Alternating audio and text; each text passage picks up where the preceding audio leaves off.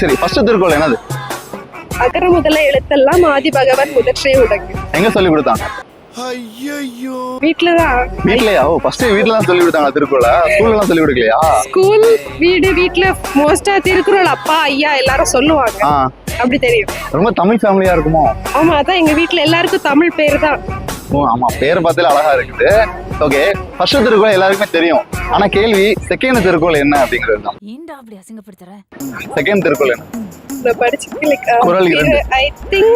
I think it's பிறவி பெருங்கடல் நீந்துவர் நீந்தாதார் இறைவனடி சேராதார். இல்ல இல்லையா? ஐயோ, ஆனா தேர்ட் அந்த ஃபர்ஸ்ட் அதிகாரத்துல தான் வரும்னு நினைக்கிறேன். ஃபர்ஸ்ட் அதிகாரத்துல 10 இருக்கு. நான் ரெண்டாவது குறள் தான் கேக்குறேன். ஃபர்ஸ்ட் திருக்குறள் எல்லா ஸ்கூல்லயும் சொல்லி கொடுத்திருப்பாங்க. ரெண்டாவது திருக்குறளும் சொல்லி கொடுத்திருப்பாங்க. ஐயோ, அது ஏன்டா என்ன பார்த்து அந்த கேள்வி கேட்டேன்? நல்லா யோசிங்க. நான் ஸ்டார்ட் பண்ணட்டுமா? அன்பெனும். ஐயோ, வரல, தெரியல. சரி, ஓகே, விட்டுருவோம்.